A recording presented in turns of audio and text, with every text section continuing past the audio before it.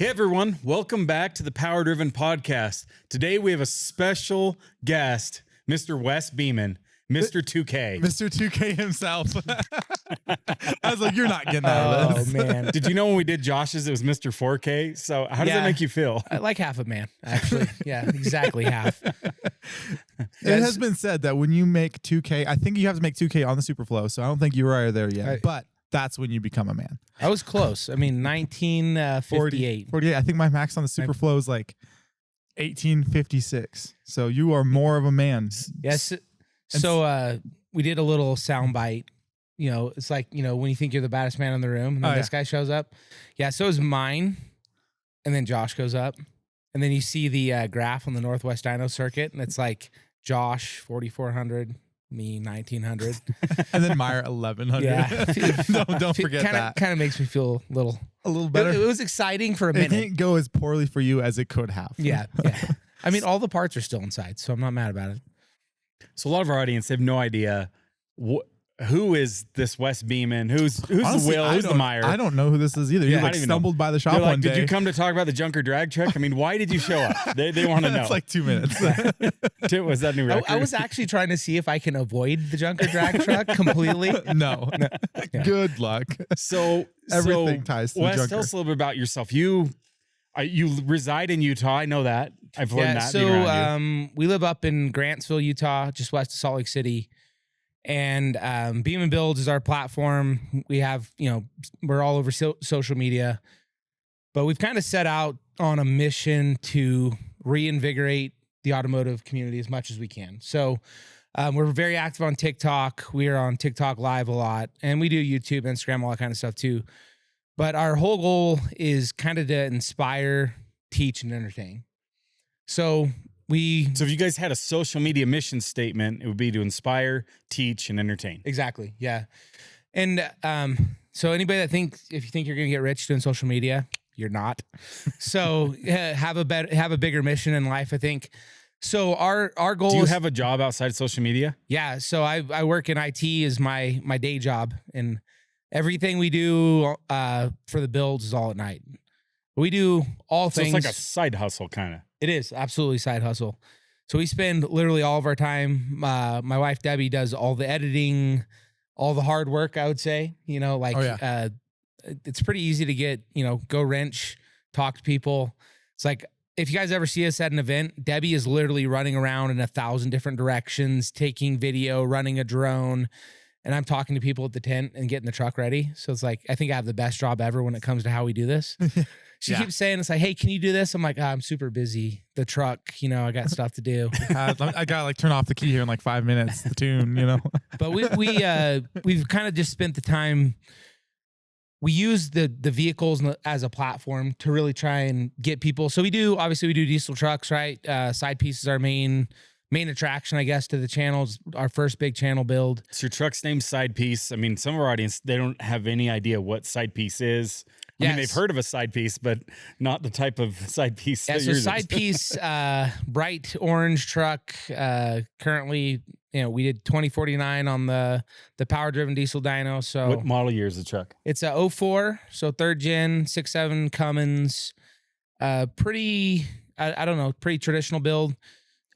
We got Molly pistons. They are, ceramic coated, but nothing special there. Boost line rods. But it's not a 5.9 engine anymore. You decided to build a 6.7 engine. 6.7. We went 6.7. The original 5.9 in it, we got it with a roached 5.9. Like cylinder 1 was completely trashed.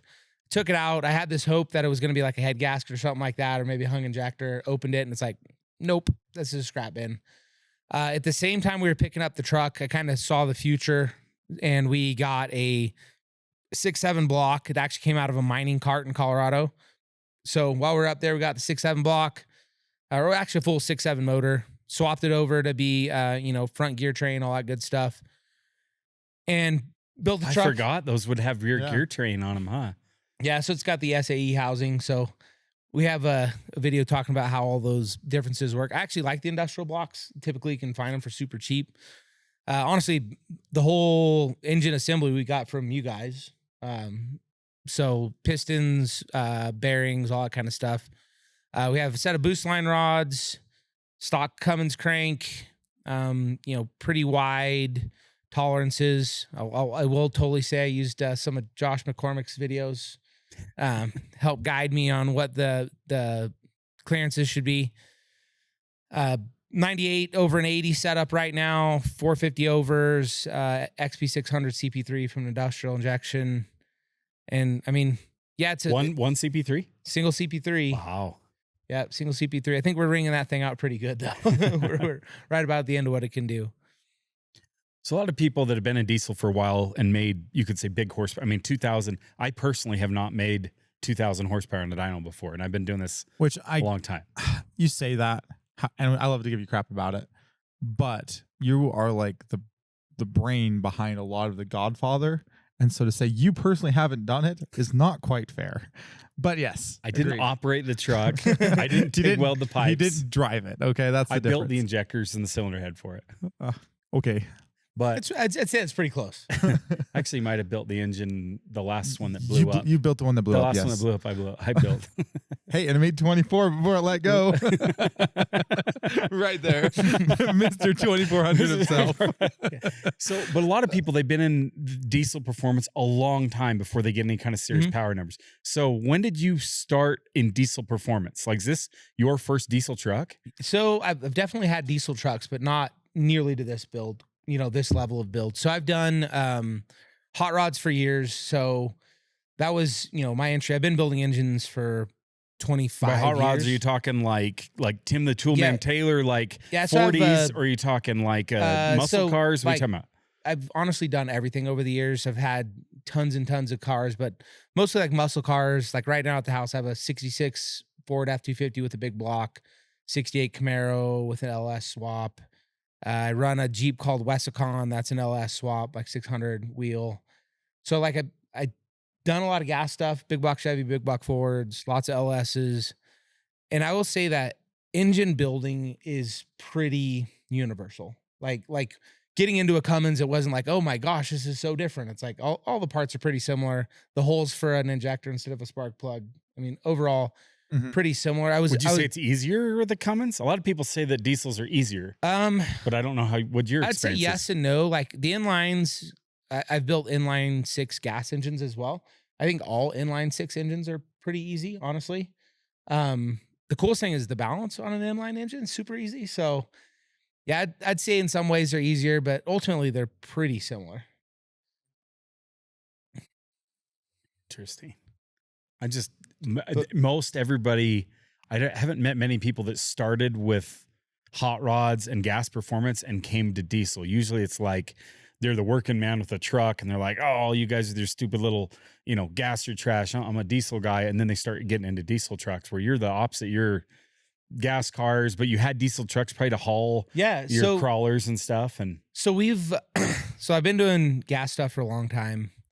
And I like to tell people, like, I don't feel like there's a lot of new innovation in the gas world. And I'm sure there's going to be people that'll flame us in the comments section for that one. But gas engines have been in the racing scene for a very long time. So there's not a lot of new going on there. It's like, oh, I could try this thing as someone else did. I could try this thing as someone else did. So I feel like I've done it. I've done a lot in the gas world, and I didn't have a lot of new stuff I could try. So I got my first real diesel truck in 2017 to haul my stuff around. Before that, I had an 8.1 Chevy pickup truck because I was a gas guy, kind of anti-diesel at the time. 454. Yeah, the big 8.1 Vortec, the new big block kind of sucks, but Myer and I are like, whew. Yeah, so we got a 17. I started tinkering on that one. I started really liking it. Then we got another 4th gen Ram, really like that. Got a 5th gen Ram, really like that. So I'm like, this is really intriguing. And I started learning more. And I was like, you know what? I want to just build one of these. And I had I'll say a lot of us probably start here. I'm like, I had these aspirations, like kind of down here. And then as I'm starting to order parts, I'm like, well, if I'm getting injectors, I might as well get bigger injectors. Oh yeah. And then, I'm getting a turbo, might as well get a bigger turbo. I want to grow into it, right? So we kind of started out with a 1,200 horsepower target. That was our goal, and that was ringing out what my original setup was. And I was going to do an 88 over 72, 250 overs, 14 mil CP3. So I was like, 1200. I think that we can definitely get there on that setup. Didn't plan on spraying it at that point in time. And then as I started getting into the truck, everything started spiraling out of control. And then we upped the injector size, which made me up the turbo size. So it kind of just spiraled from there. And we started pretty small. We hit a bunch of events this year, and I mean, it's escalated pretty quickly. We've pretty much been adding a couple hundred horsepower every single event. So, what was your first dyno pull at an event? When was it, and what was it? So we started. I'll say started with air quotes. I had the truck apart, so frame on the lawn, cab was in my shop, and the bed was sitting on my driveway. That was in March, and then this year. Of this year. And then we decided to make a commitment because I'm super goal driven. That whole 2,000 horsepower thing, that was a goal. So super goal driven. I'm like, hey, I need something to motivate me to get this truck done. Need something to motivate me. So we committed to everyone we knew and the promoter of the event at Whitley Diesel Truck Fest. It's like, we're going to be there. We're going to smack a big number. At this point in time, I had a engine that was disassembled, a frame on the lawn, and then, various parts scattered all over our shop. So I was like, hey, we have 100 days, no problem. We're just going to do a quickie rebuild, and this will be easy. And I started getting into the truck, and I have this thing in me that's like, if something's not right, I try and do my very best to make it right. So I'm like, well, I can't not do the brakes. Okay, I'm going to do the brakes. I can't not, put a limited slip in it. I can't not, do that's paint probably the frame. the Jeep or rock crawler side of you is just like It needs to be right, there's right? no peg legger for So, and my wife, God bless her soul, she's like, hey, Wes, you feel like you're committing to a little too much? And I'm like, no, it'll be fine. And we ended up spending 100 days straight, every single night, building this truck. But what it did is, like, we built it live on TikTok. Like, everything we did live. I built the engine live. I did the first fire live, and a true first fire. Not like I fired it and then, started the live and like, we're going to do a first startup. So we did a first start, had to prime the oil and all that stuff. People are trying to figure out. It's like, it's really funny when you're priming the oil and they're like, I don't think it has fuel. And I'm like, yep, that was my intention. Doesn't have fuel on purpose. I'm not that familiar with TikTok. I don't really, but my stereotypical mindset of the TikTok viewer is somebody that isn't even into engines and performance at all. But you found the opposite. People are giving you hints on how to start your truck. And yeah, and you have a very broad audience, right? People that are just like, that's a cool truck. Like, and that's the level of knowledge they have. But it's interesting for them to watch. Yeah. Then you have people that are extremely skilled, like professional engine builders, which is kind of nerve-wracking when you're building an engine and you got someone that's been building Cummins for like 30 years or something watching. They're like, did you check this? I'm like, yes, I definitely did. But what we had, so the first time Deb wanted to go live on TikTok, we were actually working on a Jeep. And I'm like, Dad, this is dumb. Why would we do that? And she's just like, let's just try it. See, what happens. And we had like 5 people in there, 3 of which were my children. So it was a bump in life, like super busy. But after that, we kind of just started doing it more and more and more. And we had people creeping in. And then going back to kind of what our goal is to inspire people to get out in the shop, work on their own stuff. We found that there's so many people that need a kick in the butt, for lack of a better way of putting it. And it's like, hey, I can't work on my truck because I have a day job. And I'm like, well, I also have a day job. What's your other excuse? And it's like, well, I have kids. I'm like, well, I have 4 kids. What's your other excuse? So I've had so many people come up to me after like this journey of watching us live every night for 100 days where they're like, you know what? You're the reason I got back in the shop and I got my dad's Camaro up and running, or I got my dirt bike going. And I like to say, like, you got to meet everyone where they are. So when you hear those people say you got them back, is that like an emotional payoff or 100%? It is absolutely like, I love motorsports. I've been into motorsports my entire life. I have raced dirt bikes. I've raced cars. I've raced trucks. I rock crawl. I build engines. Like, I love motorsports. And it's one of the greatest communities that I know of. It's like this guy right here, I pretty much rebuilt my trans for me. Like, I assisted him, but he basically said, hey, look, your trans is fried. I want to help. And we were here till 5 a.m. rebuilding the trans just so I could run on the dyno and hit my goal, which is, I think that's a testament to what the industry is all about. Are there people that aren't that way? Absolutely. But it doesn't matter what community, diesel community, Jeep community, dirt bike community. There's a core group of people that just want to see you succeed and be happy, have fun. And I want to get more people into that. And I think that's exactly what Power Driven Diesel's been doing with this podcast, right? It's enlightening people and, informing them of stuff. And I think the more we do that, the more people we can get in, the better. And TikTok for us has been an amazing platform because you get so many eyeballs in on the lives. And if you can get those people to tune in once or twice, it's like, hey, that seems cool. I want to try that. And you might get them. It might be, hey, look, I got them to do their first oil change. I got them to, change their rotate their tires for the first time. I had one guy message me and I asked how to change his shocks out.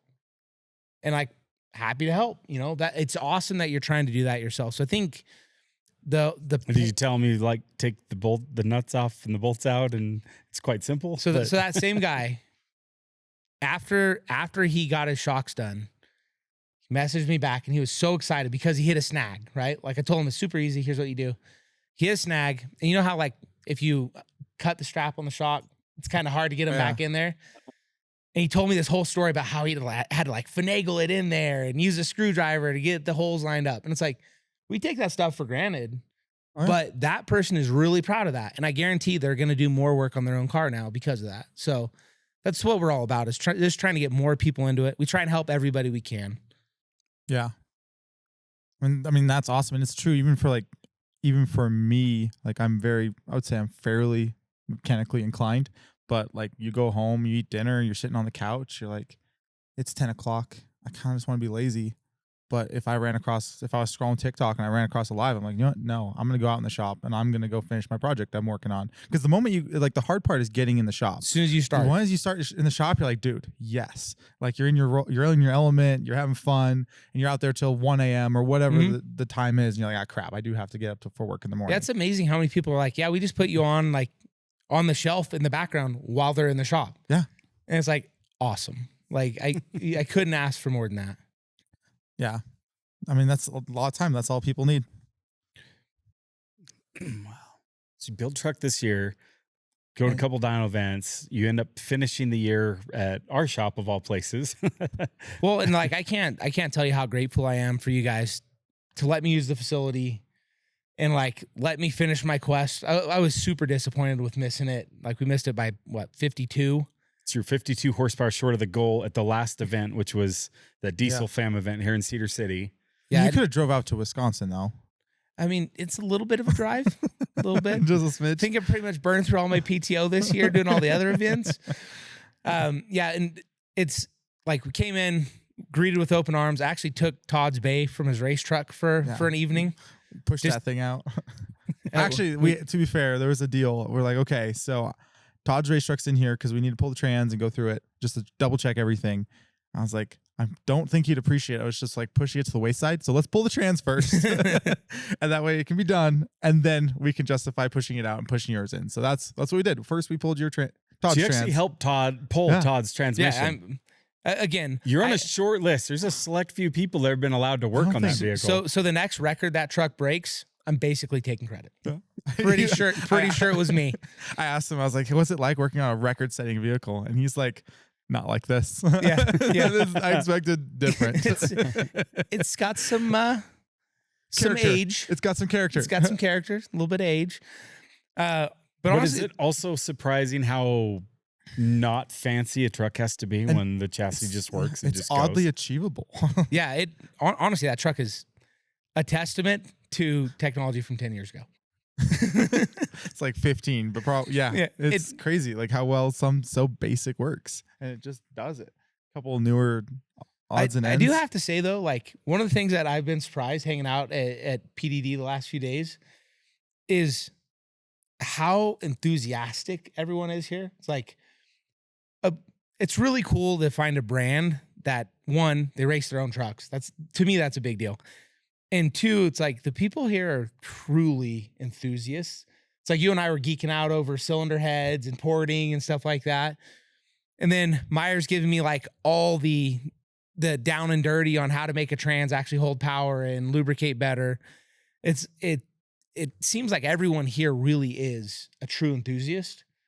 I had to give Todd credit. I'm not sure whose idea it was, but the 150 PSI boost gauge, sweet. Yeah, that was Todd. He's like, yeah, that's 100 useless. No, not to like crap on that gauge, but I used to max that out on my truck, and I was disappointed. I was like, dude, we should have went a little higher. 200. You know, should have done 200. Because when I'm on nitrous on my race truck, because it's 12 valve, they just make more boost to make any kind of power. Yeah, it maxed out the gauge. I was like, I wonder what it was. So I finally just had to buy a whole data logger and wire it up. And I think my record now is like 161. So I didn't need much more than the gauge, but just a little bit. We've since learned more about waste. Well, I have learned personally that sometimes wastegating a little bit and dropping the boost actually makes it more reliable. Don't really take much of a horsepower hit. It's amazing. So I don't know if I even need a 150. But with your no gate situation you're running, but with no waste gates, we definitely need more than 150 PSI on the gauge. Yeah, I think I'm going to need some. So we're going to try and drag race the truck next year. I have drag race plenty, but never in a 4-wheel drive truck. And I think I might need some coaching. So I'll get the coaching from Myer, and then I'll get the crap talking from Will Terry. Hold up. I don't think I should be a role model in anything, really. Like, no, I mean, I will say that, I guess my opinion would be, if you plan on being in the 5s, do an air shifter. They're freaking great. Definitely recommend. Yeah, like I watch you race that truck, and it's impressive, man. Like super impressive. Which truck? I didn't know that I ever seen me race. One? Well, I was watching the Montana one. Oh, the video? Mm-hmm. Okay. Actually, I watched it live. Oh. Yeah. Yeah, he's just like all over the track and just like, so the reason this is like, I love talking about this because I'm so happy that Will has done as well as he has now.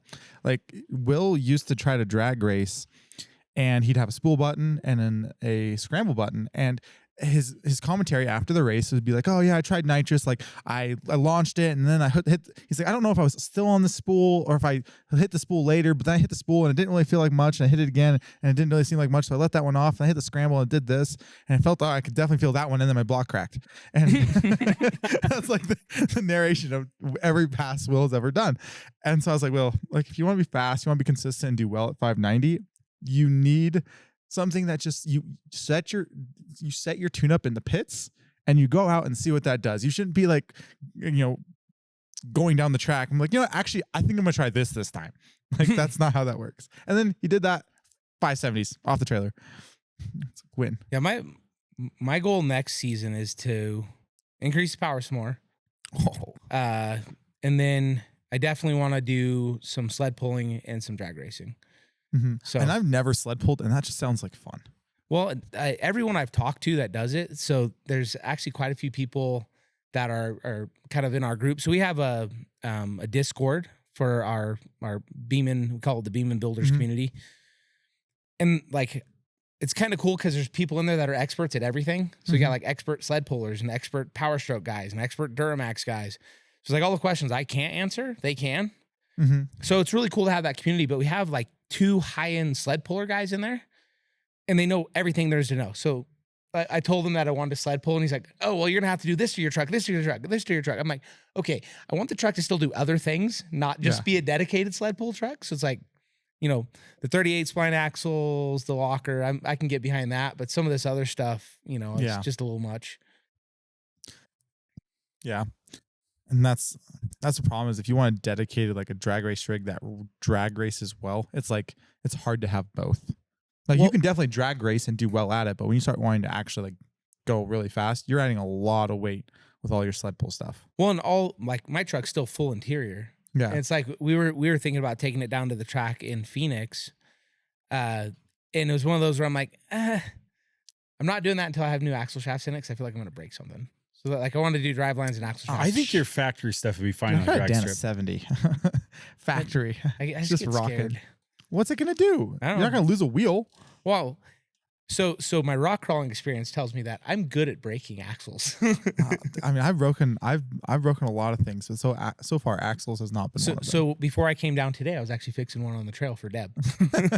Yeah, yeah, rock crawling slightly different. I think you could be fine. I think part of the difference and I'm not a rock crawler, but I think with low range and you're in first or second gear, you have a lot of torque multiplication going. You could get the whole vehicle bouncing, and maybe all your weight could come down on one tire. On the drag strip, like if you stay in it when you're dancing around on all four tires, and yeah, you can break stuff, but most of the time you don't want to stay in it. It's so violent, Yeah. like you're gonna lift. But all the times I ever broke axles on my 2-wheel drive was when it was kind of hooking and grabbing. Yeah. And That's that was 2-wheel it. drive. 2-wheel drives you can't get away with as much because it's all on the rear. 4-wheel drive, you're spreading it out. I'd be shocked if you broke an axle in your truck, even with your weight, any slower than a 590. Okay. Yeah, we definitely want to do it next You're year. gonna do it anyway, yeah, but I don't let that stop But you. you need a cage before you go. He's got a cage. I have an Mr. 850 cert cage already. Mr. Shoot, 2K you over ready here to with go. his cage ready to go. Well, like, and that's like the problem is, it's like I had it the body off, and I started measuring for a cage. I'm like, oh, if we're here. Yeah, you got. So, you got so yeah, to. yeah. Did you we've go been- mild steel on it or chromoly? What'd you do? No, it's a mild steel cage, and it was mostly just because I had most of the material in the shop already. Oh, No, it's yeah, yeah. fine. So it's one of those Huh. things like, And if you start loving drag racing, you're going to want to cut that out and do a 25/6 cage that has to be chromoly anyway. But converting an 850 cage to 25/6, it's like you're almost better off to just start over. It's just I think such a if we pain. did a dedicated like drag race truck, though, I'd get a single cab. Mm-hmm. But like I will say, diesel power, the way it comes on, completely different. Like when I launch side piece, like I've had 1,000 horsepower gas cars, and I mean 1,000 horsepower gas car that weighs half as much is equally as fast. For some reason, it doesn't feel as violent. Like the way the power comes on, it's just such a surge of power, and you know it's like sucking There's you back nothing. in the Yeah, seat. there's like nothing linear about it. Yeah, it's crazy. Like the turbo's light and it's just gone. It's absolutely insane. It is a lot of fun. It's just like, you know, the week to 10 days for the turbos to spool because they're gigantic. Yeah. I'm gonna change my setup. That won't be my street setup, but So you obviously you said you build the truck in 100 days. Your goal was to hit the dyno with it, and you want to make 1,200 horse. How did that first run go? so Whitley, we got 1320. Oh, you smacked it. So that was the first one, 1320, and we pretty much went up close to 200 every event through the end of Was the year. there any pre-dyno tests at like shops or anything before that? Yeah, so I had literally like 2 days prior. I got on the dyno at industrial injection, but it's a non-loaded dyno, so it's very different than the Superflow. What kind of power did you make on the industrial dyno? 1400, so it was in the realm. So I knew it. Their dyno is a little loose, isn't it? I don't know if it is. I think it's easier to, like a non-loaded dyno. It's a little easier to zing through the window. Mm-hmm. Like the loaded dynos, they hold you, so you can't just like zing it through the window quick. And that was you said you did 1340. Is that on fuel? 1320 fuel. On fuel. Yeah, So, like a yeah. big We only did compound. nitrous at the last. We did it at the last 3 events. in the last month, basically. Yeah. So Mountains. diesel's on the mountain, or diesel on the mountains, or in the mountains. Weekend on the was the Edge. first time, and we screwed the pooch on that one. Had a limiter that I did not catch. You and I know a lot about safeties now. Yeah. F them. Yeah, we don't need those. Yeah, get those out of there. The safety is on my foot. I had an RPM safety in there that screwed me up. Luckily, they let me go back on, so I was able to get a hit.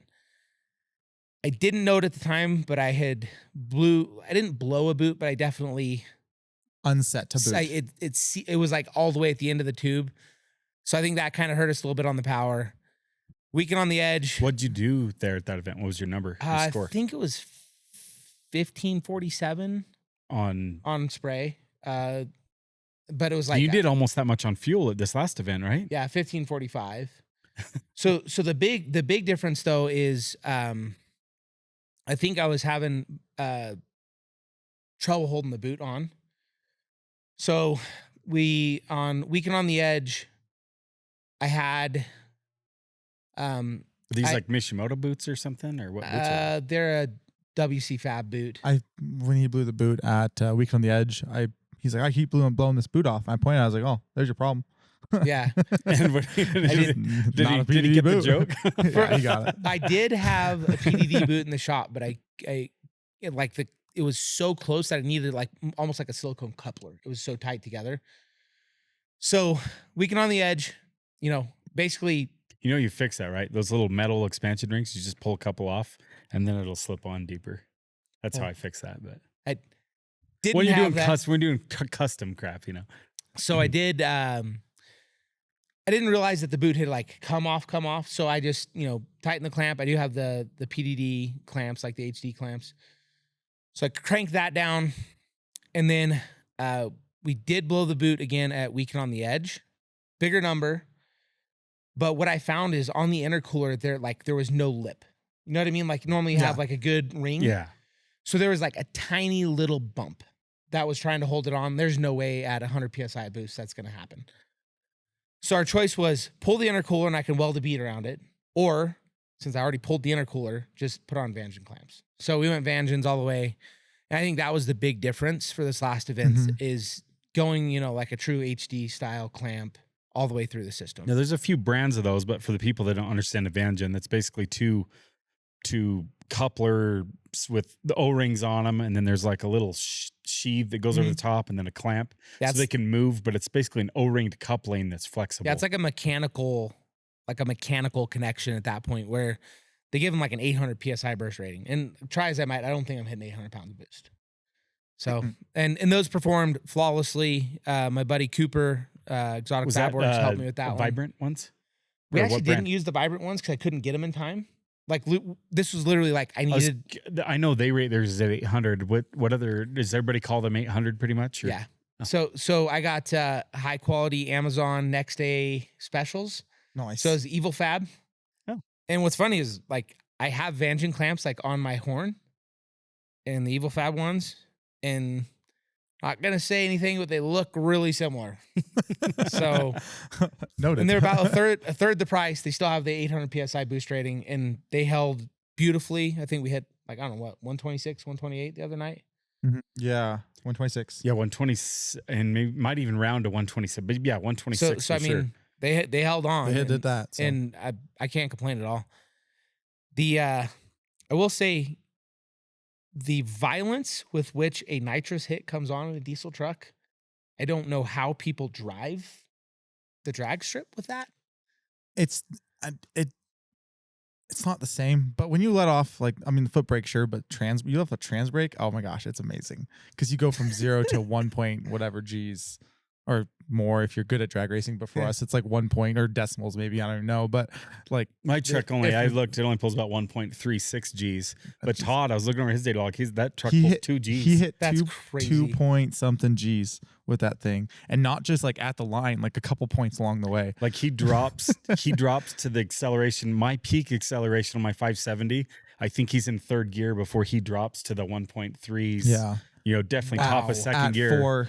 In top of fourth gear, I think he dropped to 0.8 as like the lowest. But I was just like, man, my peak acceleration for 570s here, you're on a 517, and you're like, I mean, it seemed like almost double the acceleration.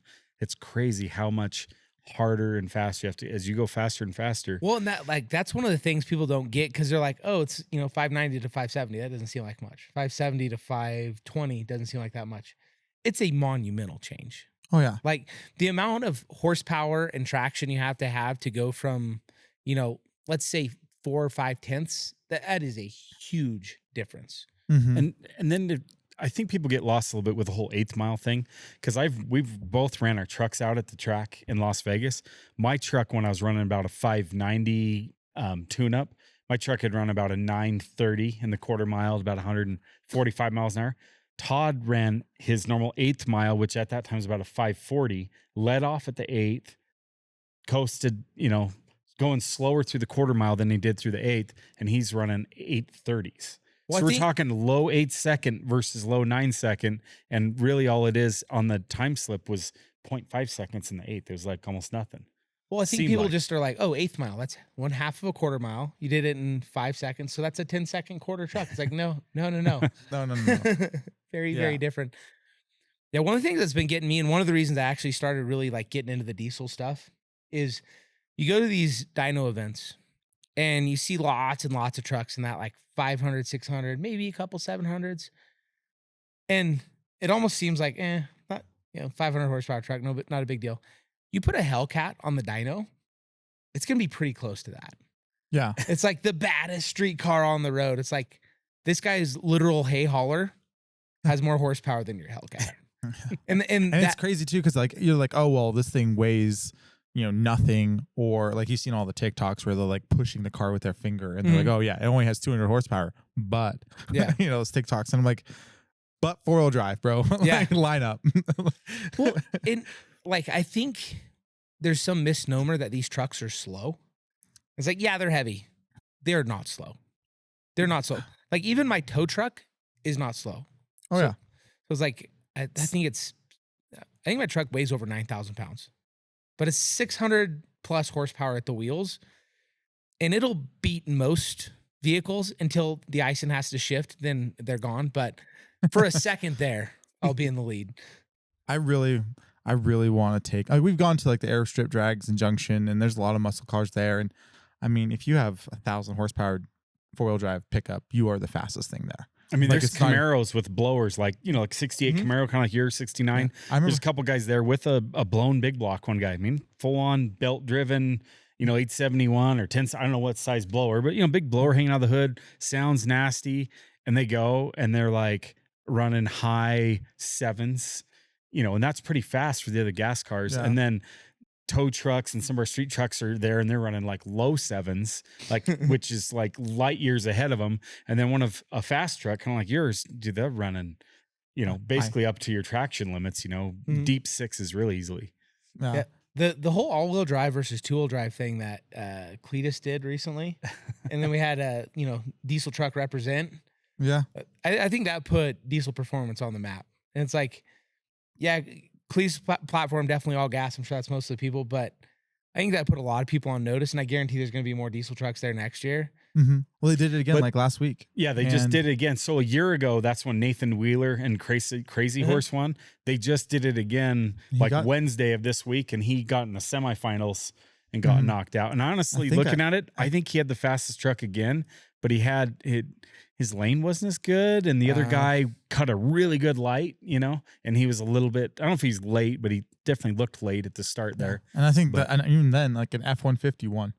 F-150 still beat all this. But I mean, you got Beater Bummuel, these like big, famous drag race guys there, and they're just dropping like flies. I did hear Cletus say, though, the two-wheel drive guys did have faster cars this year because they let him do a test session the day before and get some rubber down. And a couple of those guys were running 5.0s on that. That's ridiculous. I don't know what Crazy Horse ran because I didn't tell, but I know the year before when he won, I think he ran a 521, he said, which was like 2 or 3 tenths faster than pretty much everybody there. There's a couple 4-wheel drives close, but they were these are cars that I was like, before that happened, I was like, there's no way these 4-wheel drives are gonna have any, and I'm a 4-wheel drive guy. I was like, there's no way.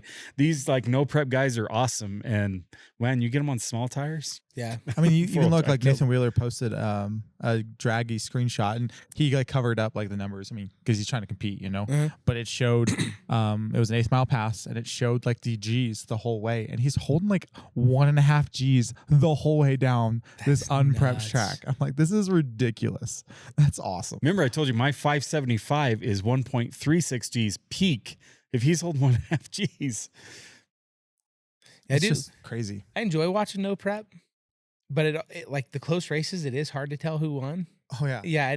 It's they had a couple of those for sure. They're like showing screenshots of like just. I mean, I don't even know who won. Yeah, how do you find that? I don't know.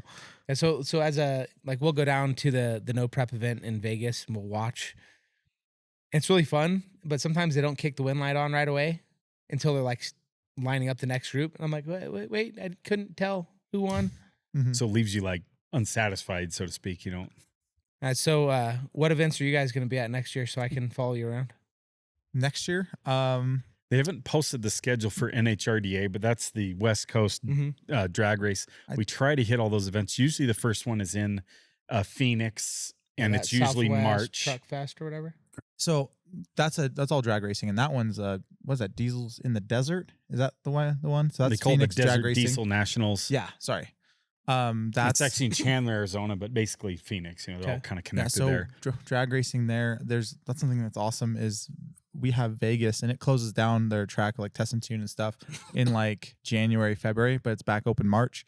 I really hope. I think I'm gonna miss this next one, which is like in 2 weeks, but I'm hoping to hit the one in December. Do some changes to mine, trying to get it drag race ready, and I'm trying to get my truck down to like the 540s. So that's my goal. Is I wanna be 540 by June. That's my goal. Are you gonna strip more weight out of your truck? A little bit. That's the main goals. I need to build a new engine for it, and I need to 4-link it, and I need to rack and pinion steering it, and maybe a sway bar, and maybe more weight. And I need to put a bedside on it. Cool. What happened to the bedside, Myer? Just a slight mishap at 201 miles an hour.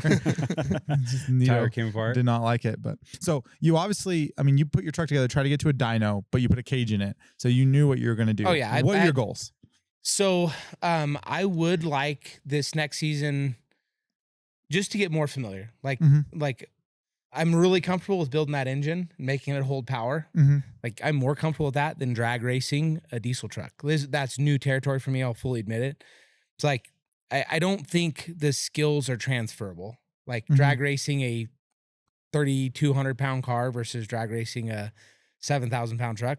I guess I've never drag raced a 3,200 pound car, but I guess I don't like the know tree and stuff's going to be the same. Yeah. The way the turbo spools is very different. I'll tell you that right now. Yeah, the staging will be different. So I definitely want to get into the drag racing more, start really understanding. I have set it out. I've made some public statements that I will hit 3,000 horsepower in 2026. So that is my target. So I assume there's going to be an engine build to make that happen. There is an engine build.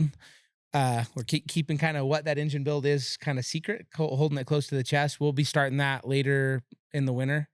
I assume turbo change, fueling change. The whole setup's going to change. So what's inside piece now? I have a 06 mega cab, so we're going to be kind of moving everything to that at some point, way down the road. And then we're going to be doing a new engine build over the winter for side piece, and we're going to try and do. I worked a little too fast, so a lot of people didn't get questions answered they wanted answered. So my goal with this one is to do the same thing, do it all live, but really deep dive into everything. And the reason I like doing it live is because some things are second nature to me. It's like if you're porting ahead, you're probably not going to go over all the nitty gritty. It's like, oh, you're going to grab, this or you're just going to start grabbing your burrs out of the bucket and just start porting and not go over. And not go, why? This is why I'm doing this. And so I want to do a YouTube series on it. But what I get out of the lives is live Q&A where people are like, hey, whoa, why'd you measure that? How do you measure that? How do I use a micrometer? Like one of the simplest things, I was, showing clearances and somebody's like, well, what's that thing you use to measure? I was like, oh, that's a micrometer. Well, how do you read it? What do all the little ticks mean? And I'm like, okay, well, like these are all things that I should be cognizant of.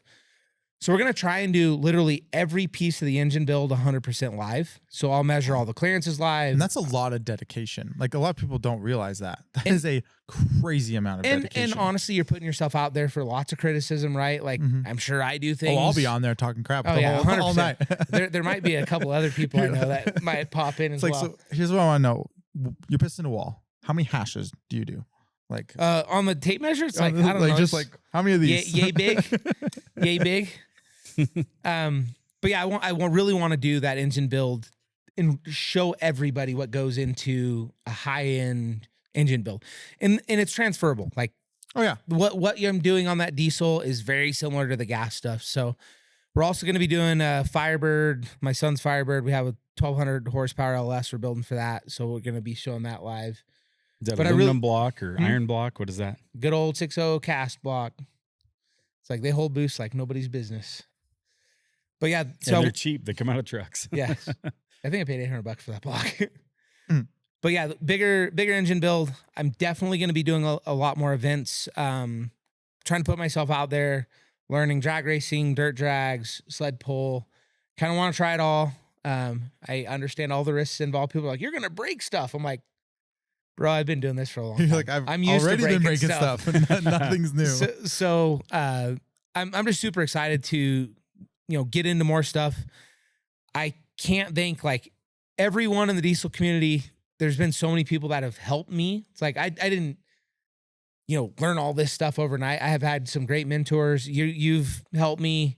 I feel like you're overselling. Josh McCormick's helped me. Just tons of people. JBJ, Jake has helped me. It's like just advice from these people that have been there and done that.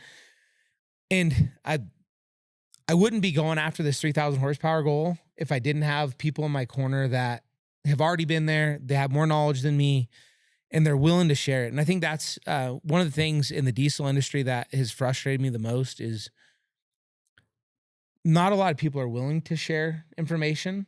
It's been hard for me to get that, but there's certain people that I think are more open to share. And I found that the people that are honestly leading the way, like the, Josh McCormick's of the world, you guys, you're willing to share information. And I think as a whole for the diesel guys, we need to be more willing to help people out, share information. You hear that term gatekeeping all the time. It's like, oh, you're just gatekeeping. It's like some of the information I just didn't think to share. I'm sorry. Mm-hmm. And then other information, if you're building a race truck, you might keep a couple of things close to the chest. I totally get that. But it's like the recipe to make 1,000 horsepower in a diesel truck, you don't need to gatekeep that. Like, No. It's out there. But, if people ask you a question, I love the forums where it's like, how do I get my truck to 1,000? Use the search function. Yeah. It's like, come on, man. It's like the guy had an honest question. Yeah. He wants to be part of the gang. He wants to spend money, frankly, on his truck.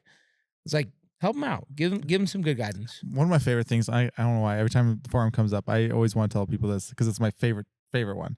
I asked a long time ago on a forum. It was I don't know, let's call it 2015 or maybe a little later. I was like, how much horsepower can a factory block take? Like everyone talks about upgrading all these things, but no one ever talks about the block. How much does the block take? And it was on CompD. And so you can imagine the responses, but the gist from multiple people were more than I'll ever make. And I was like, 1,000 horse, you right? I'll never do that. It's like, now we're like 3 blocks down. Yeah. I wish they could survive more than I'll ever make. And then there's this whole, like, I honestly think the block thing is a crapshoot. Like, unless you're Will Terry and it's 5.9 block, then they're definitely getting they're broke. just crap. They're There's no just gonna shoot. get broke. But But I'm on a 6.7 block now, and it hasn't broke yet. So I mean, you might be onto something. I do think though with the 6.7 blocks, part of it's probably how you hit it. I hit it too hard the other night, like 2,800 pound-feet of torque. So you're asking a lot of that block. Mm-hmm. But I've had 12 valves hang in at 2,500 for a little while, so it's not really that much more. I do feel like though there's some people that like Bridger over at Industrial Injection has beat his motor to death. Mm-hmm. A cast piston motor, stock 6.7 block, and he's been 24, 25, 2,600 horse repeatedly everywhere he goes. And it's like this last time he heard it, but the block's not heard. Yeah, it's just like the block's perfectly ahead fine or something. And that's 20 over. Yeah, it is 20 over. I used to like, because I had the choice of trying to go against that truck, and like, because in mine we had a very similar setup, and I was like, dude, I don't want to blow my crap up. I have race season to do. Like, if it blows up, it'd be kind of suck for me. And so I didn't want to do it because I was like, you know what? There's a very good chance he's just got a factory freak. Mm-hmm. And I will say, as time has gone on, I would say I think that it's less of a factory freak. It's at least a little bit because it's not a weak one. It keeps taking it. But I definitely think there are strategies, and whether they know it or not, they're kind of accidentally slipping into this strategy. And like, we're learning it with Josh's setup, like kind of why a lot of these people are either struggling where they are or how they're making it work how they are. And there's definitely some key tricks. Something I'll share that very few people have identified yet. And I talked to other engine builders like, that's interesting. And later they're like, I think you're right, Will. I was having trouble breaking my cast pistons in my 12. I was cracking them, but the block would fail shortly after that. But then I'd get a look at these pistons, and there'd be cracks on the pin bores. And I was like, man, I'm at the limits of cast pistons, and this is the power side they're cracking. Like the force of the piston coming down on the pin is cracking the piston. And so I put forged pistons in the truck. was like, oh man, first time I'm buying these expensive forged pistons. And that block broke, I'd say 200 or 300 horsepower earlier than the cast piston. And normally you dyno it, and then, so you dyno it, and then it'd be fine, and then you drag race it, and it would blow up on a full drag race pass down at altitude where you're making more like raw horsepower, and that engine like blew up like 4 pulls in, 3 pulls in, hadn't even made it to a track, and it blew up way earlier than it should have. And so I was like, what the heck? What's different? And I started realizing when you get forged pistons, they move the rings down to protect the rings. Well, think about it like a hydraulic piston. The lower the ring is, the more of the cylinder bore wall has to handle all that pressure. And so instead of you having 1/2 inch of the bore wall getting 10,000 PSI or 5,000 PSI pushing against it, you have 3/4 of an inch of the bore wall because the ring is lower. So that seal's happening lower. Part of why Bridger's having success, part of why Myers had success, and other builders are say your dyno numbers are inflated because I'm a sled puller, and every time we hit 1,500 horse on our limited 3.0 pull truck, we break the block. If you have forged pistons with the rings down, they have more of the bore wall exposed to that pressure. That's why they're breaking them. And that's one thing that I was talking with Bridger. Bridger's the one who put on the contest, right? His brother owns it. Brighton put on the contest. He's the old owner. Brighton is the one I was talking to about this, not Bridger. I don't really know Bridger, but Brighton, I was talking about that, and he was like, oh, that's interesting. And I was talking to Baca, their kind of head engine builder last time I was talking to him. He's like, oh, I hadn't really thought about that. But he's like, but I know firsthand from my 12 valve. Now my sample size is 1, but before that, your sample size was like 3 or 4, so it's not that bad. I feel like that's part of. So there's things going on that people don't even know. There's strategies on the size of the injector. Here's another thing that I found out early on. Sorry, when we were racing Todd's UCC truck, the Godfather, we had broke the block. First year, and the second time we're at UCC, we ended up with a backup engine, and it was a sleeved down 12 valve engine, and it was filled with block filler. So it had high strength sleeves, block filler, everything was there. We get the drag strip, and back then they're running 1/4 mile. And I think we got it to run about a 1035. And we're like, all right, we were just creeping up on the power because we knew we didn't have a unlimited power block, and it broke the next pass. And we looked at the mile per hour trap speed. It was averaging 1,200 horsepower is all. And it broke the block. Todd was running a 16 millimeter injection pump. Before, on the same truck, he's running a 13 millimeter injection pump. And we got it to smack 1,800 5 times on our dyno. No problem. We would shift gears and everything, kind of high RPM. And what I figured out from that was a cast piston motor. So we had that where this other one was forged piston. But the second thing was a 16 millimeter pump, or let's talk in common rail speak, really big injectors that dump the fuel load fast. They make a bigger, nastier pressure spike than smaller injectors that are spraying a longer duration. Yeah, makes sense. And so part of the strategy is you maybe don't want, now for drag racing, you might burn down an engine if you have small injectors that spray a long time, because maybe you have worse EGT control with that. I don't know what your theories on that, but I think in block survivability, sometimes too big of a hit, too hard of an impulse is harder on the block than a longer push that you get from a little bit slower injector. I think that's one of the things that I learned doing this is the pressure, the cylinder pressure that you see in a high performance diesel engine is the same or more than a top fuel dragster. Yep. So when you're talking about what parts you need to hold that kind of power, and you wonder why the rods are so beefy, why the pistons are so thick, it's like you're asking a lot, because that it's like with a top fuel dragster, yeah, they'll make 10 or 15,000 horsepower. However, nitro burns pretty slow. So it's burning still as the piston's going down the bore. So it's yes, it's a big hit, but diesel is that fuel vaporizes and it's just a monster hit. So it's just an immediate smack to everything in there. And what I'm seeing is it seems like RPM's a major player into getting the blocks to hold together. It's like if you're going to make the hits way up higher, the torque stays a lot lower. I think that's going to hold them together. Like we were practicing that a couple of nights ago, right? So we did a hit at 4,000. We didn't make as much power just because my motors, I'll just say there's probably a tuning issue to really figure out there. But we did a hit at 4,000 RPMs, starting the run and then running it out. and I only made like 2,000 foot-pounds of torque. Then we did it again down lower. We started at like 3,500 and make 2,800 foot-pounds of torque. Mhm. So that definitely is more dangerous. And then Yeah, but more, that's like over a 25% increase. I mean, that's like almost a 30% increase of cylinder pressure I had to deal with. Mhm. But at the same time, I definitely think you can't just take your, I don't want to call it tow truck motor, but your mildly built, even billet rod, basic engine, and just, okay, I'm just going to make power at 5,000 RPM. That's how I'm going to keep this alive. You also have to get the exhaust out. And so when you're putting nitrous in, you're putting this super concentrated form of oxygen into your cylinder. You still have to get it out somehow. Oh, yeah. And if you don't, it's just going to back up and cause its own problem. well, I think that's another one of the problems with the big power is people that have too little exhaust flow. So you have a lot of back pressure in there. And yeah, your engine might make 3,000 horsepower, but it's having to chug through 500 horsepower worth of back pressure. And that's a problem as well. So I think we're learning more. And that goes back to what I was saying earlier, right? One of the coolest things I'm finding about diesel performance is there's so much that is unknown. Left to be explored. It's like this, in the last 5 years, there has been a complete, explosion of diesel performance and interest in it and innovation.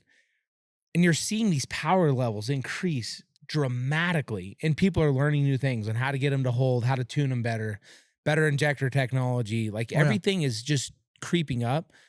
And I feel like I would rather be at the, precipice, the very beginning of something.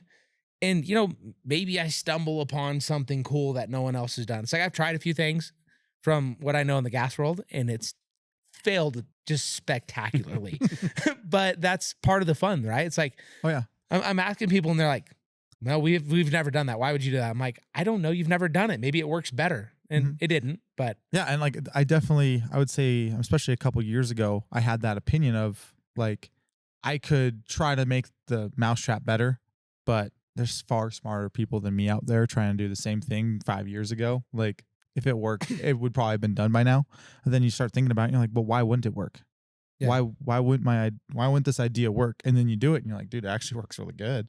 Like, well, and I wonder, like, maybe no one's thought about it that way, or no one's faced the same problems that you faced. And like, I don't know what it is, but like, there's definitely some stuff, definitely lots of things that are left to be fully understood and then, implemented. Well, and like understood, I think is a key word there. Cause I ask people, again, the people that are way smarter than me in this stuff, I'm like, well, why does it work that way? And they're like, it just does. And I'm like, but why?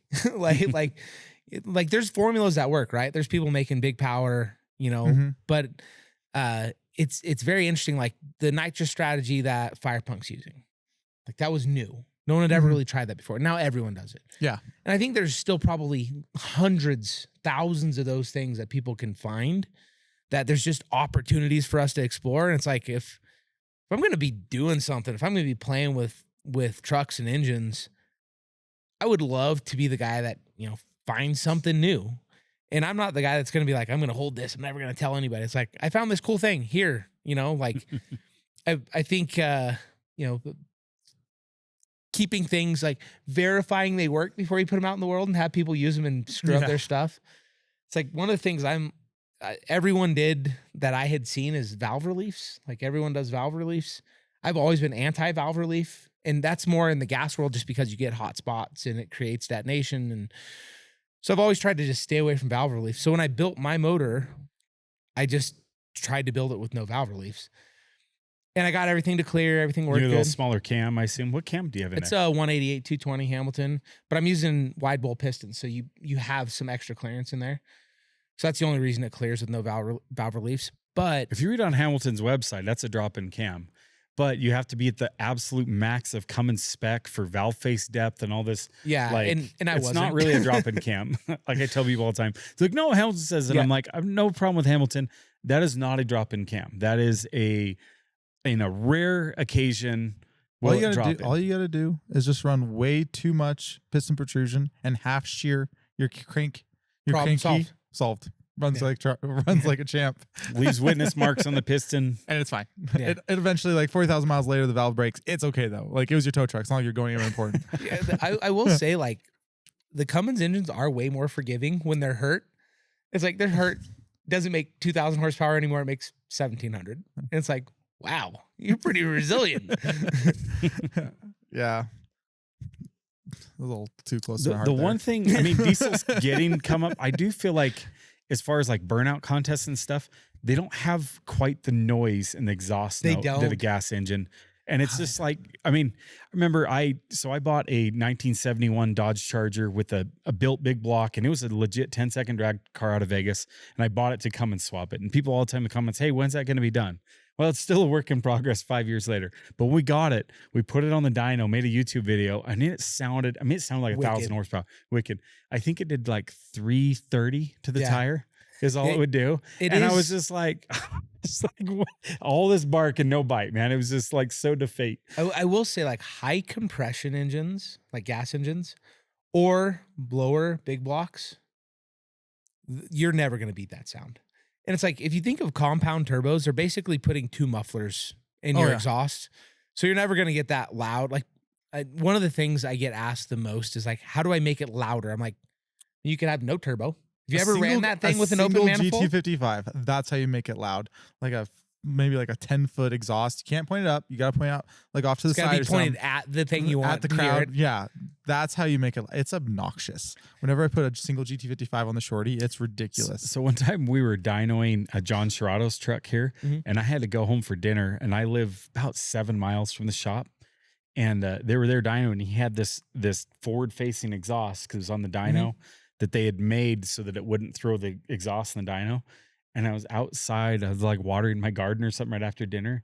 And all of a sudden I hear this, and I call Todd. I was like, did you guys just do a dyno hit? And he's like, yeah. I was like, I heard it. And he's like, no way. I was like, dude, I full on heard your dyno hit 7 miles away at my house. Epic. And I was like, so they can make good exhaust note, but that's a 5-inch, 2-foot long straight pipe, if that, with a ginormous turbo, nitrous, mechanical injection. It wasn't. Nitrous definitely helps the sound a little bit. That sounds pretty sweet. Crazy. Honestly, I feel like the signature nitrous sound is really just a trans-slip. Screaming for mercy. Yeah, I feel like that's like what just the pull that you can tell is nitrous versus fuel only, and you're like, yeah, that was nitrous. I heard it. Like you just hear it. I feel like a lot more of that is trans-slip than we realize. Yeah, you're just hearing the engine wrap up or really some quick. kind of slip. Yeah. I'm pretty confident that the trans setup did not slip. Well, my trans definitely didn't slip. Thanks, Myer. But I think trans in general, so the whole gas world went through the same problem, like when the Pro Street stuff really started getting big and the no prep stuff. And that's when you started having like the Rosslers and, the really built torque converters and stuff like that. I think there's going to have to be some type of setup. And I don't know if it's the 48RE or if people are going to start going to the TH400. Because like I honestly don't even know if the built TH400s can handle the amount of torque the diesels throw down. Like, I don't know what the answer is, but something has to happen. A lot of the top Pro Street drag race guys are running them. But I will say, as far as the dyno contest, the biggest number before Josh had hit that was Justin Ziegler. He had a Rossler lockup turbo 400, and Levon told me they had 15% slip on his 3,300 horsepower run in Indiana, and that was, like 4 years ago. So it's like, even then, bad to the bone, Neil Chance converter, all the good stuff. I mean, we're talking $30,000 trans setup. They're still measuring slip, and he drag raced. I mean, crap, he's running what 470s. He had done. He's doing it now. I don't know. I think he's doing 490s before. But yeah, he's a 4-second 1/8 mile truck with that transmission, and he's having great reliability. But at the end of the day, they're still slipping while trying to hook up that big power. I think they're gonna have to do like the Rossler Neil Chance type. Not necessarily those people, but somebody that just takes a platform, whether it's a 48RE or a TH400, takes it to the next level and makes it specifically for diesel. Like a Neil Chance converter, yeah, they're amazing converters. They're really not made for diesel competition. They're adapted to diesel competition, but they're really not made specifically. Like the lockup on a diesel at that level is violent. Like you're asking a ton. Yeah. I am hopeful that some of the companies that are currently playing can come up with something that really help 48 RE or whatever it is. I don't I'm know. excited. I don't know what's coming down the pipe, but I feel like there is innovation there, which is awesome. And again, going back to this renaissance, of diesel performance, because I feel like in the early 2000s there was kind of like a big rush, but like the big horsepower numbers back then was like 500. And then just this last 5 years, it's just been crazy how fast things are going up. So I'm very confident that there'll be innovation there. And you can see like Sonax and stuff like that coming out with the shafts. There's definitely parts availability going up, and I don't know what the answer is going to be, but I'm confident we're going to get there, and I'm just excited to be a little part of it. I'm definitely not moving the needle, but it's fun to be a part of it. Yeah, it's a lot of fun. You never actually gave me your goal. You said you want to hit 3K next year, but you want a drag race? What's your drag race? Yeah, what's your drag race? What goal? class If you I gonna could run? be in the fives, You want to be in the fives. if I First could be in year the out. fives, I don't set mild goals. I mean, 2,000 horsepower for the first. So are you going performance to just engine? want to like test and tune into the fives, or do you want to like No, run? I don't think I'm gonna try. I don't think I'll try and I'll definitely compete. I don't think I'm competing in the fives next year. Okay, so you'll I run think- 670. Yeah, I think for the competition side, I need to really learn still. I would love to just get that, the stars align just right and you get that perfect pass and everything goes well. I don't expect that I'm going to be racing people. It's like one of those where I have all the time in the world to spool up and Mhm. launch. A lot of and people think the lower classes are easier because they're slower. In my experience, crazy competitive the though. lower the class, the harder it is to win. There's more competitors, and there are good people in those classes that not everywhere. There's lots of I don't even call them ducks, new people that don't even know anything, don't know how to cut a light. But there's also people in there that like you could be on your best day and they could be on their worst day, and there's still about a 50% chance you're going to lose because they're that. Which I would freaking say on that it, too, but at the same time, first of all, the lower classes have more competitors. So if you can go and race, you can get more rounds in. Absolutely more rounds. Second, like when you make, and I've said it before, like I came in and I was wanting to run a 590. My first class I ever ran was 590. And I honestly think that was a mistake. You make mistake when the more power you're working with, the faster things are happening, the more likelihood that there is going to be a mistake made, and the more chance that that mistake's going to be extremely costly. And so if you can run 670, turn the truck down, like things are happening slower, you have time to shift, you have time to think, your truck will have a better chance of going, and you as a driver get that many more passes to be able to get some time under your belt, get some passes under your belt. My first competition was at Arizona. I think I raced twice and it broke. I think in my experience, when you compete against it is 670, crazy competitive class. I've been watching it. It is crazy competitive. But it's like I almost only when the junkers they're racing it. But anyway, I do Round two. want to compete with people that are really good. And you can start learning what they do, right? Like it's actually best to compete with the best. So yes, 670's super competitive. I definitely don't expect to have great success. It's more just a learning experience. And I want a sled pull. I don't plan on setting the world on fire. It's more just learning how to do it. But I just want to learn all the different disciplines, play with the truck, and meet more awesome people in the diesel community. Like I've been so lucky getting hooked up, like hooking up with you guys, hooking up with several people in the diesel community.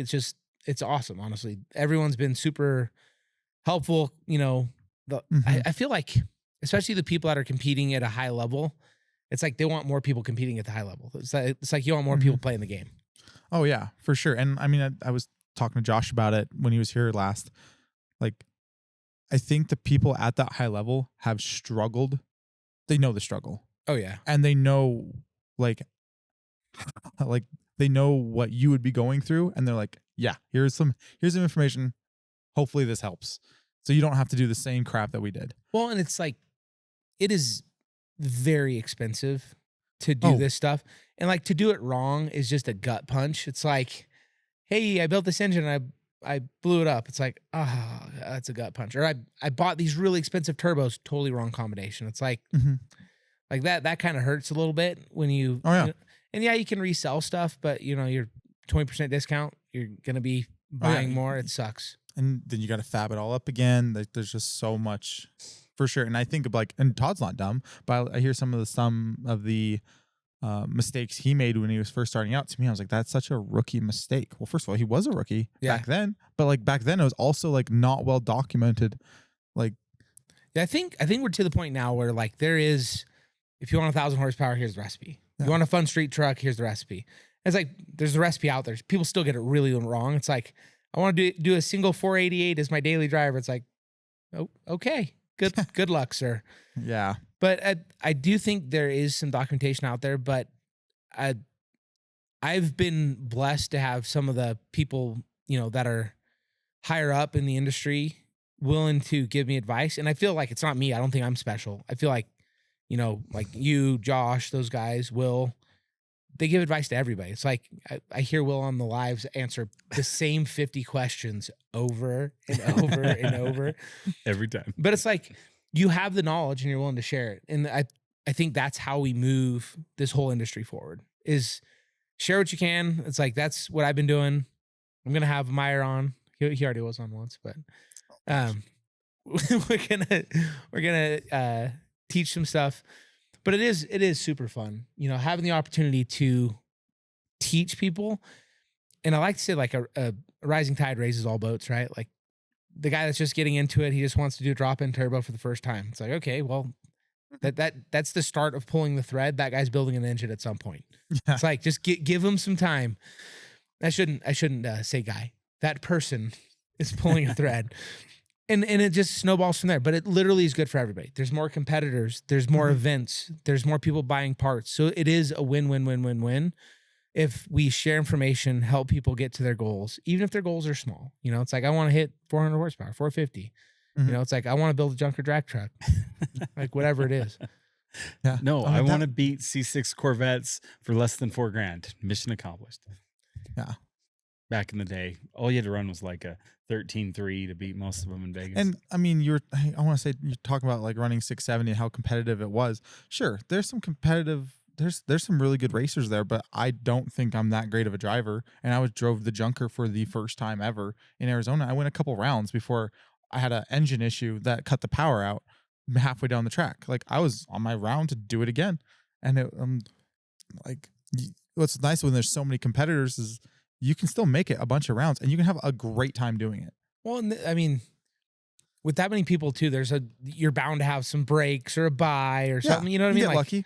Like, Will won 590 twice without ever having run a 5.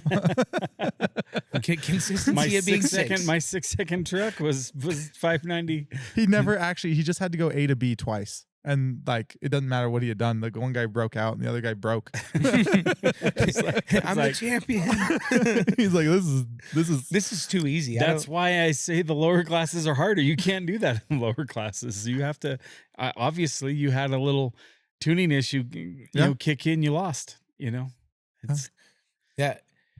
There is lots of moving pieces. That's the other thing I'm a little afraid of with drag racing is there's a lot going on.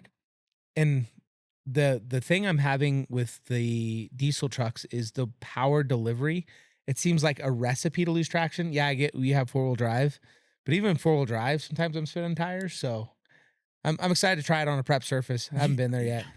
Yeah. I mean, I guess it depends on how fast you want to go, but 670, like, the power delivery is fine. Like, there's really nothing. Like, you're going to be it's exciting. It's nothing to be scared about. You're going to be awesome. 900 wheel at 670, maybe even 850 wheel on a 4-wheel drive. Depends how hard you want to leave. In fact, if you left really hard, you could get there in the high 700 horsepower range. But all right, so from each of you, if you had to give the most important piece of advice for a new drag racer in the diesel world, what would it be? For a new, I would say, don't just go to the track expecting it all to like work and be able to drive it. Like, that's kind of what I did. Is I was like, oh, mind over matter. I can let off this button and let off the brake pedal at the same time. Like, oh, I can do it. It's such a simple thing. When you are lining up, you need to have muscle memory built up for that. And so 2 things, I guess. First is you don't need to be on a track to just practice the motions, getting it spooled up, bump forward a little bit, and then go. Like, You can do that in your driveway. You can do that in Mexico. It doesn't matter where you're doing it. You just get through the motions, kind of get to where that is like muscle memory, to where you're not having to think about that part of it anymore. It doesn't take many times. You do it like 10 times or like 3 times here, 3 times there, whatever it is. You can get through those motions very easily.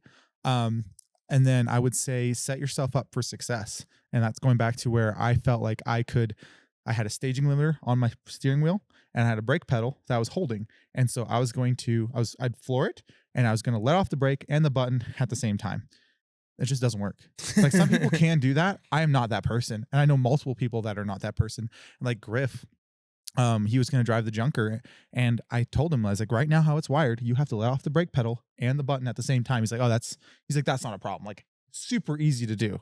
And I was like, that's just a bad idea. I was like, you may sound easy, but it's not. So I told him, I was like, if you want my opinion, rewire your button and put it on the pedal itself. Mm-hmm. So that way you're hitting the button with your foot and It's also pushing the brake That's pedal. also hitting the brake pedal. Yeah. And so now you just floor it and let off when you want to go, you just let off the brake. And that's what you're doing at every single stoplight ever.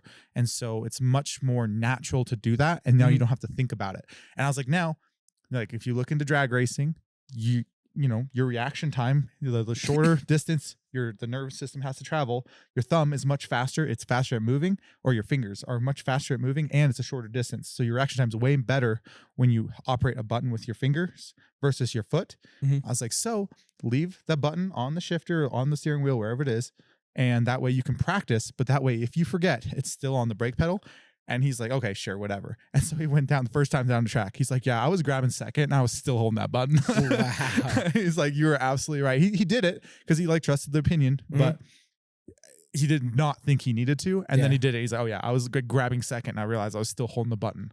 Well, even doing the dynos, like it seems like it's so easy, right? It's like, push the gas at the given RPM. But there's actually way more, especially like when you're running nitrous. There's like for sure 15 things you got to remember.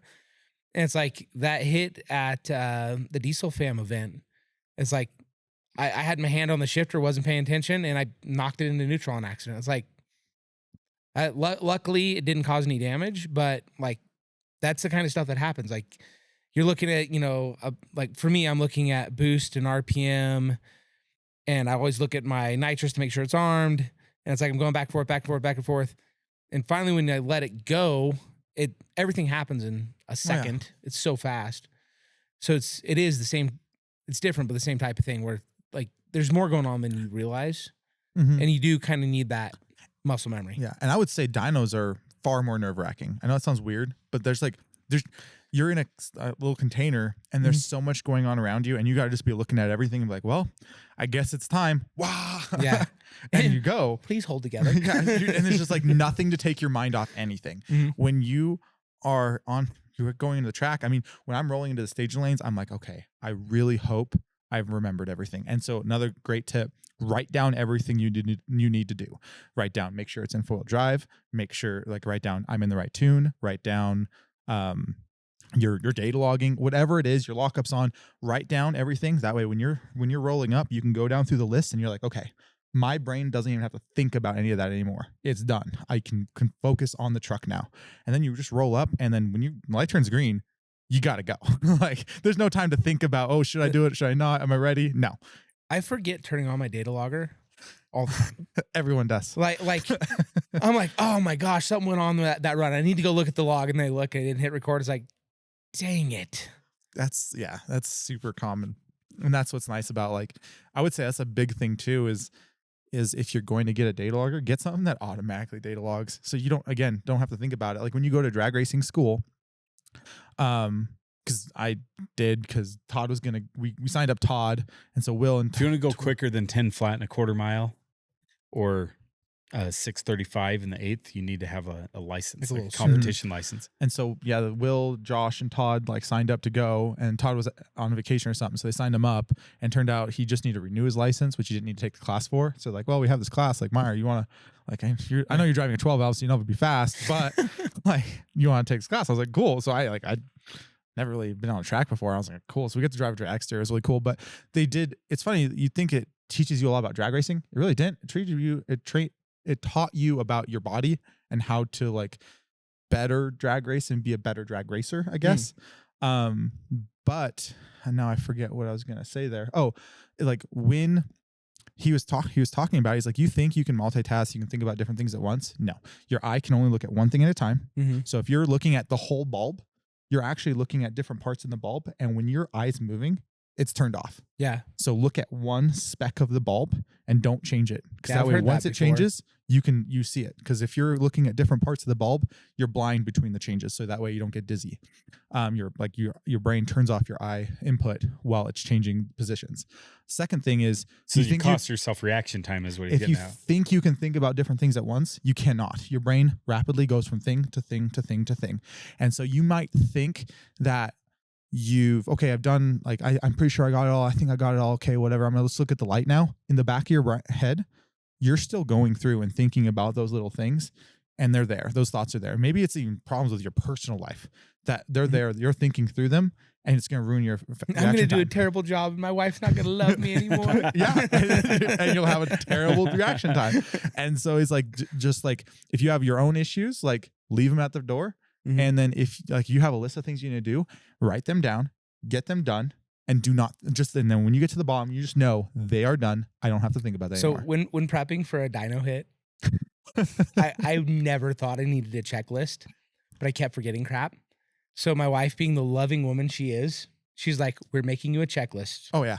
It's like, so she literally made me a checklist for like what we do at a dyno event. And that's perfect. Because I literally, like, I forgot my data logging. I wouldn't put it in the right tune. So like, I'm getting ready to go line up, and I'm like, in crap. some street tune that's not going to make any power. It's like, oh, I should probably fix that. All Yeah. So right, That's fine. what's the Will Terry words of sorry, advice? now that my timer should have gone off. Lists don't work for me. I'm not a fan of that, but I do think getting comfortable with whatever you're doing is the biggest advice I could have. And so if it's a brand new race truck, it's hard to get comfortable, especially if it's not street legal or you can't drive it on the street where you are. But if it is street legal, that's how you get deadly accurate in a vehicle is you drive. But you got to practice at the stoplight. You can't practice if you like to let off when you shift from second to third because your truck shifts hard. Mhm. If you practice that, you get in your race truck, you're You're gonna do probably the same going to do thing. that. And so I think practice really helps. But my biggest advice for a new drag racer, if you have the opportunity, if there's a test and tune the day before, like if you can show up the day early or there's some qualifying rounds, when there's not the stress of the race and everybody there and it's kind of more laid back where if you screw up, it doesn't matter, you're probably going to screw up. And it's a lot easier to do that because you're not as panicked, not as rushed. There's not as much commotion. There's people you can ask questions to that they're not focusing on their own race. They're more than happy to say, yeah, I'll watch how you line up and tell you, I'll give you some pointers. And so I think beforehand is the easiest way to get that experience. The other final thing I'll give on your vehicle itself, races are won in the shop at home. They're not won at the track. Yeah, that's what I And- learned. Like every other racing I've done, same thing is like the preparation in the shop is 90% of the battle. It's like getting your vehicle ready, making sure everything works. Even to the point of like stupid things like what tire pressure am I running, stuff like that.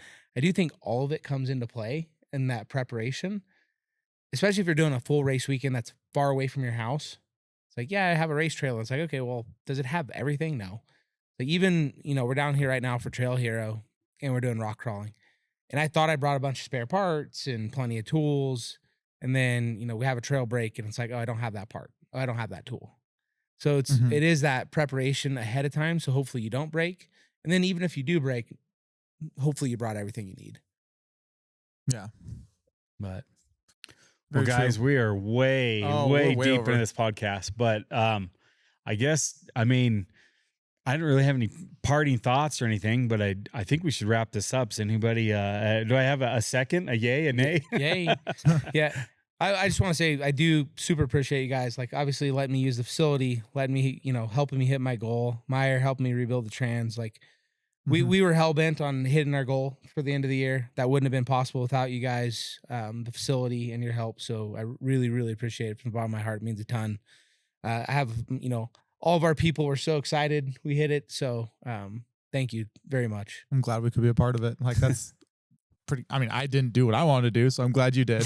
I got to be a part of your win. It was fun to witness, though. I was seeing the excitement of both you and your wife, your faces. Like, I could tell it meant a lot to you guys. Very And it was, important to that us, was yeah. like kind of heartwarming to see that. You're just like, man, they have the passion. That's awesome. It was a big deal. Yeah, I wanted to do it. So next year, 3,000. And a 5-second pass. And if The problem is you're going to drag race and you're like, this drag racing, this dyno crap is junk.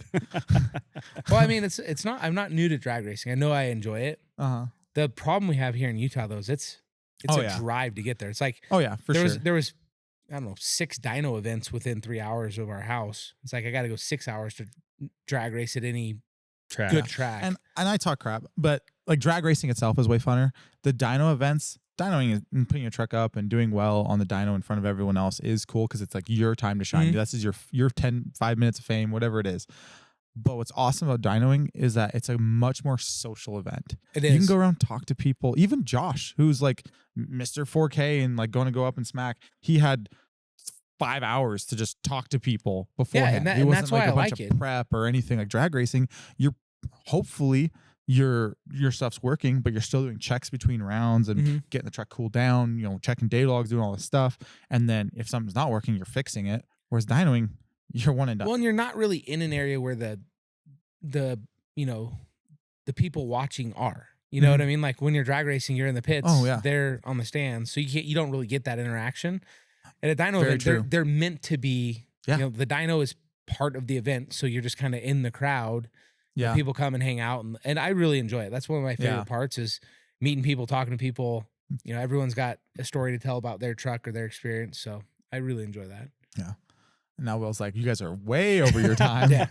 But You guys be sure to like and subscribe so that we can keep doing more content like this. And if you guys liked having, guest speakers like Wes Beaman here, hit us up in the comments. Let us know. And then be sure I guess you should plug your Instagram and stuff. So at Beaman Builds, it looks like Be a Man Builds at pretty much everywhere. So Be a Man Be a Man builds. Be a Man Builds. We're Instagram, TikTok, YouTube, so Facebook. Find us everywhere. We'd love your support. If you're into anything automotive, we kind of do it all. So we'd appreciate you guys checking us out. and if you're ever bored at 3 a.m., go load up the And TikTok. Go load up Pre- TikTok. He's probably live. Pretty often I'm on at 3 a.m. We've got a lot of night shifters that follow us. We'll see you guys next time on the Power Driven Podcast.